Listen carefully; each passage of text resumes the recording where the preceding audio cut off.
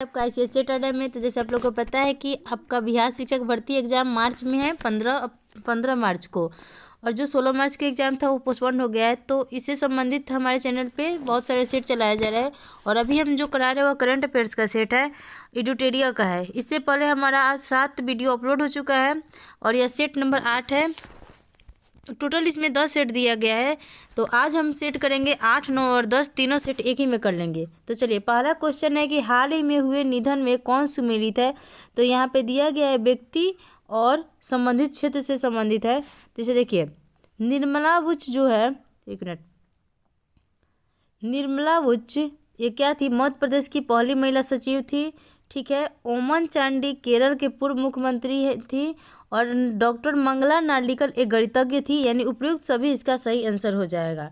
ठीक है। Next question है कि हाल ही में किस केंद्रीय मंत्रालय द्वारा AI फॉर इंडिया 2.0 लॉन्च किया गया है। तो किस मंत्रालय के द्वारा लॉन्च किया गया है AI फॉर इंडिया 2.0। तो यह लॉन्च किया गया है कौशल विकास और उद्यमिता मंत्रालय के द्वारा।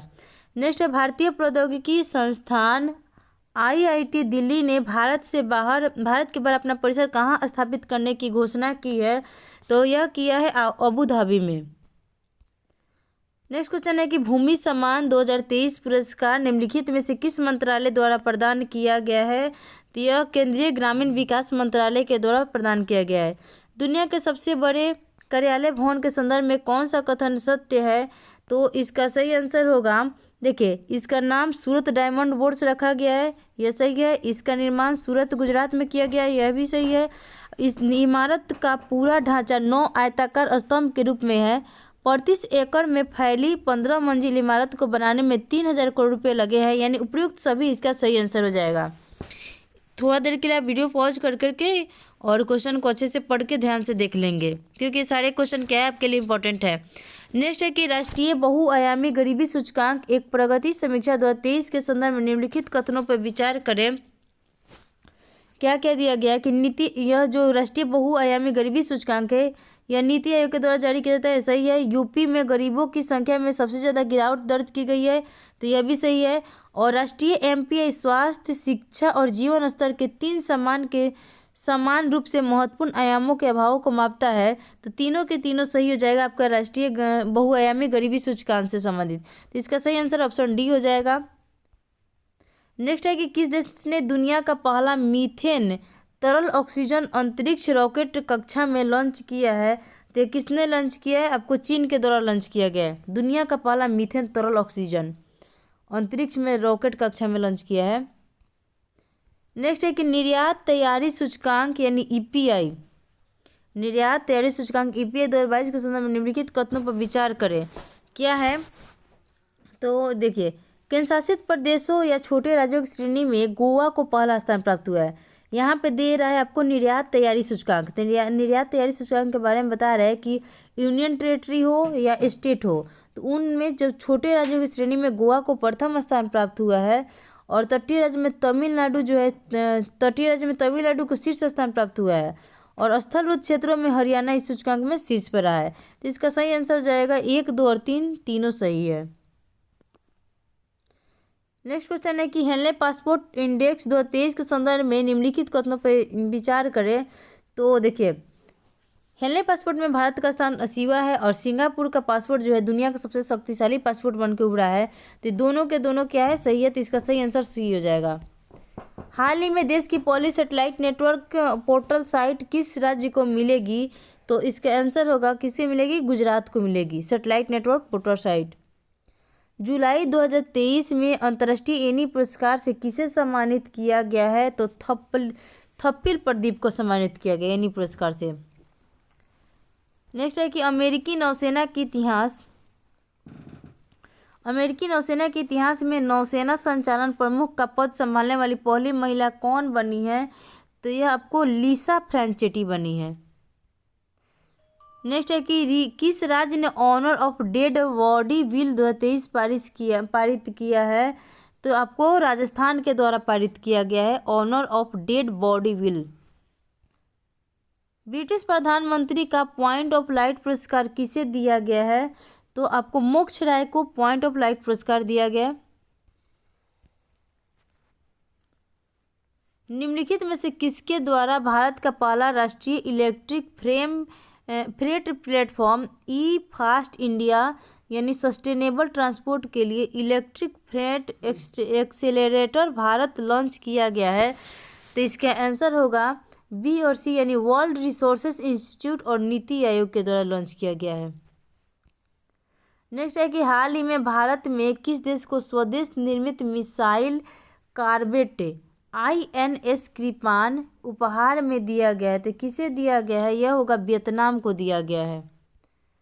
नेक्स्ट है कि अदानी पावर ने एक डेडिकेटेड ट्रांसमिशन लाइन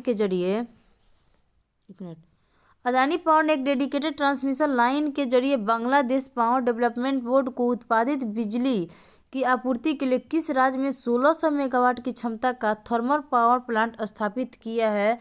तो यह किसने किया है? झारखंड ने किया है।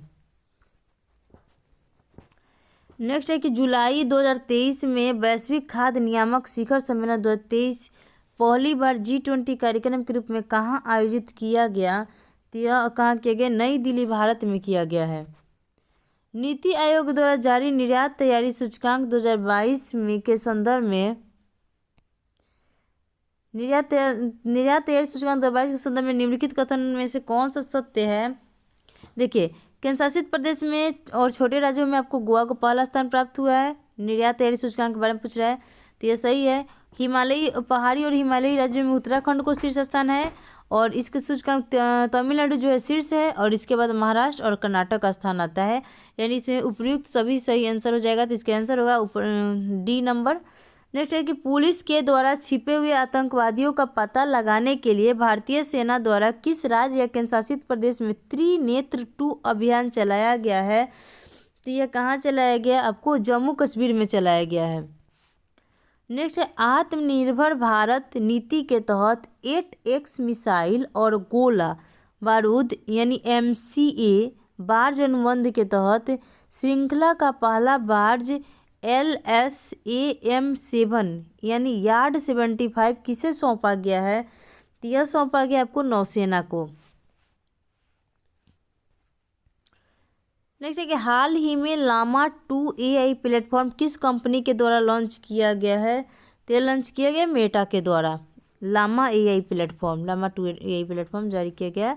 नॉर्थ चैनल को पार करने वाले दुनिया के सबसे कम उम्र जिनका उम्र है 18 साल और 125 दिन के व्यक्ति कौन बने हैं? तो इसका आंसर होगा अंशुमन झिंगरन बने हैं। सबसे कम उम्र के जो नॉर्थ चैनल को पार किए हैं। नेक्स्ट है कि वर्तमान में भारत के किस हाई कोर्ट में न्यायमूर्ति सुनीला अग्रवाल एकमात्र महिला मुख्य न्यायाधीश नियुक्त की गई है? तो यह कहाँ की गई है? गुजरात हाई कोर्ट में की गई है। भारत सरकार के किस मंत्रालय ने GEM पोर्टल के माध्यम से खरीद के लिए बेस्ट एंगेजमेंट पुरस्कार जीता है? तो यह किसने जीता है? कोयला मंत्रालय ने जीता है। नेक्स्ट है कि अपने 500वें अंतर्राष्ट्रीय मैच में शतक बनाने वाले पहले बल्लेबाज कौन बन गए हैं? तो विराट कोहली बने हैं जो 500वें अंतर्राष्ट्रीय मैच में शतक लगाए हैं। अखिल भारतीय बाघ अनुमान 2022 विस्तृत रिपोर्ट के संदर्भ में कौन सा कथन सत्य है? तो इनमें से सभी होगा क्या कि बाघों की सबसे बड़ी आबादी जो 785 है मध्य प्रदेश में है। यानी सबसे अधिक बाघ की संख्या कहाँ है? तो मध्य प्रदेश राज्य में है। और टाइगर रिजर्व के भीतर बाघों की सर्वाधिक संख्या जो है जिम कॉर्बेट में है। जिम कॉर्बेट कहाँ है? तो उत्तराखंड में है। और उसके बाद है कि दुनिया की 75% आबादी का हैबिटेट क्या है? कि दुनिया के 75% आबादी का हैबिटेट बन गया है। भारत जो है दुनिया की 75% आबादी का हैबिटेट बन गया है। तो यह इसका तीनों के तीनों आंसर क्या होगा? सही आंसर होगा और इसका ऑप्शन नंबर डी सही होगा। नेक्स्ट है कि जुपिटर 3 के संदर्भ में निम्नलिखित कथनों पर विचार करें। तो क्या है? जुपिटर 3 जो है दुनिया का सबसे बड़ा वाणिज्यिक संचार उपग्रह है। ठीक है। नेक्स्ट है कि इसे फाल्कन हेवी रॉकेट के द्वारा लॉन्च किया गया है। और थर्ड है कि इसे इसरो द्वारा अंतरिक्ष में भेजा गया है। तो इसका सही आंसर होगा ऑप्शन ए होगा कि 1 और 2 क्या है? सही है। 3 नंबर जो है गलत है। क्या है कि दुनिया का सबसे बड़ा वाणिज्यिक संचार उपग्रह बना है जुपिटर 3 और फाल्कन हेवी रॉकेट के द्वारा लॉन्च किया गया है। जहाँ पे फाल्कन हेवी रॉकेट आएगा वहाँ पे इसरो को तो आएगा ही नहीं क्योंकि फाल्कन रॉकेट जो है स्पेसएक्स का है। नेक्स्ट है कि किस राज्य ने भारत की पहली ऑनलाइन गेमिंग एकेडमी स्थापित करने की घोषणा की है? तो किसने किया है? मध्य प्रदेश के द्वारा किया गया है। नेक्स्ट है कि निम्नलिखित में से किस रेलवे स्टेशन को संस्कृति विरासत बहाली और संरक्षण के लिए यूनेस्को एशिया प्रशांत मेरिट पुरस्कार प्राप्त किया गया है? तो आपको बकुला रेलवे स्टेशन को दिया गया है। यूनेस्को एशिया प्रशांत मेरिट पुरस्कार बकुला रेलवे स्टेशन को दिया गया है। नेक्स्ट है कि हाल ही में किस संगठन ने global climate litigation report 2023 states review प्रकाशित की है? तो यह किया गया आपको यूएनईपी के द्वारा जारी किया। तो ऑप्शन सी इसका आंसर हो जाएगा। नेक्स्ट है कि वर्ल्ड सीरीज कल्चरल फोरम का हिस्सा बनने वाला पहला भारतीय शहर कौन सा बन गया है? तो आपको बना है बेंगलुरु। 28 जुलाई 2023 को निम्नलिखित में से कौन सा दिन एक जीवन एक जिगर की थीम के साथ मनाया गया है? तो यह आपको होगा विश्व हेपेटाइटिस दिवस को मनाया गया है। नेक्स्ट है कि भारतीय मूल की अनीता आनंद को निम्नलिखित में से किस देश में ट्रेजरी बोर्ड का अध्यक्ष नियुक्त किया गया है? तो किसे नियुक्त किया गया? कनाडा को नियुक्त किया गया है। नई दिल्ली के प्रगति मैदान में निर्मित अंतर्राष्ट्रीय प्रदर्शनी सह सम्मेलन केंद्र परिसर का नाम क्या रखा गया है? तो इसका क्या नाम है? भारत मंडपम नाम है। एशियाई एथलेटिक चैंपियनशिप में 100 मीटर बाधा दौड़ में पहला स्वर्ण किस भारतीय ने जीता है? तो किसने जीता है? ज्योति या राजी ने जीता है। ISSF जूनियर निशानेबाजी विश्व चैंपियनशिप 2023 से संबंधित निम्नलिखित कथनों पर विचार कीजिए। तो यह क्या है? इसका आयोजन साउथ कोरिया में किया गया था। भारत इस चैंपियन में दूसरे स्थान पर आया है और भारतीय निशानेबाजों ने 6 स्वर्ण 6 रजत 5 कांस्य सहित 17 पदक जीता है। तो इसका सही आंसर होगा ऑप्शन डी। क्या होगा?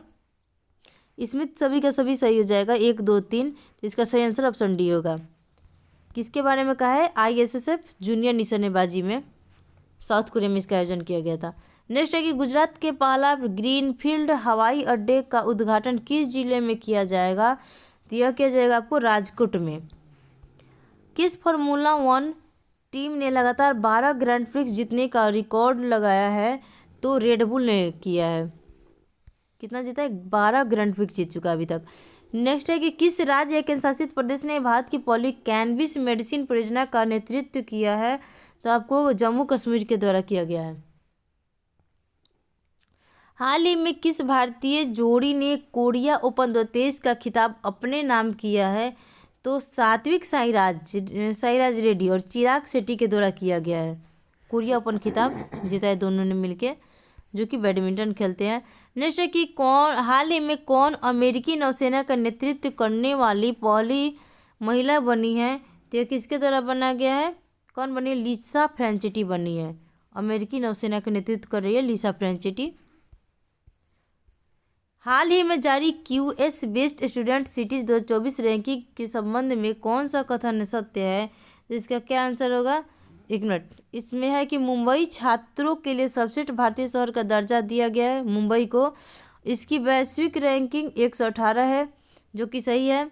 इस रैंकिंग में लंदन शीर्ष स्थान पे है और इस रैंकिंग में भारत का कोई शहर टॉप 100 में जगह नहीं बना पाया है।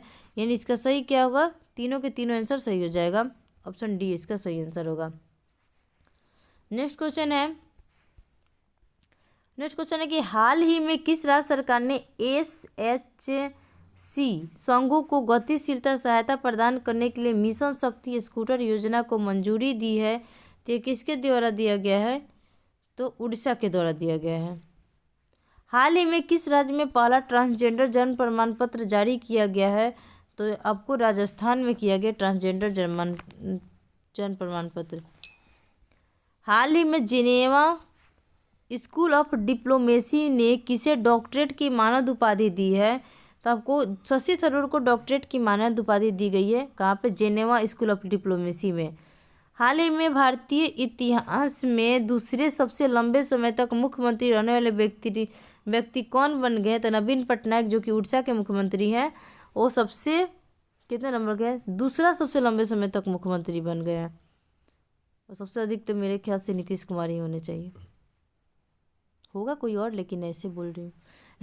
केंद्रीय संस्कृति मंत्रालय के अनुसार दुनिया का सबसे बड़ा संग्रहालय युगे युगिन भारत का निर्माण किस शहर में किया जाएगा? तो यह कहाँ किया जाएगा? नई दिल्ली में किया जाएगा। नेक्स्ट है कि ग्लोबल फायर पावर रिपोर्ट के अनुसार दुनिया की सबसे शक्तिशाली सेनाओं में भारत का स्थान कौन सा है? तो आपको होगा चौथा स्थान होगा। आज के सेट लास्ट क्वेश्चन है, आज के सेट का लास्ट क्वेश्चन है कि वर्ष का सर्वश्रेष्ठ एशियाई अंडर-20 पुरुष एथलीट का खिताब पाने वाले पहले भारतीय कौन बन गए हैं? तो सेल्वा प्रभु तिरुमरन बन गए हैं। आज के सेट में हम एक ही सेट करते हैं, कल कर लेंगे 9 और 10 कल ही मिक्स करके कर लेंगे। आज के सेट में सिर्फ सेट नंबर 8 रहने देते हैं। तो ऐसे ही नए नए सेट देखने के लिए हमारे चैनल को लाइक, सब्सक्राइब और शेयर जरूर करें। मिलते हैं नेक्स्ट वीडियो में।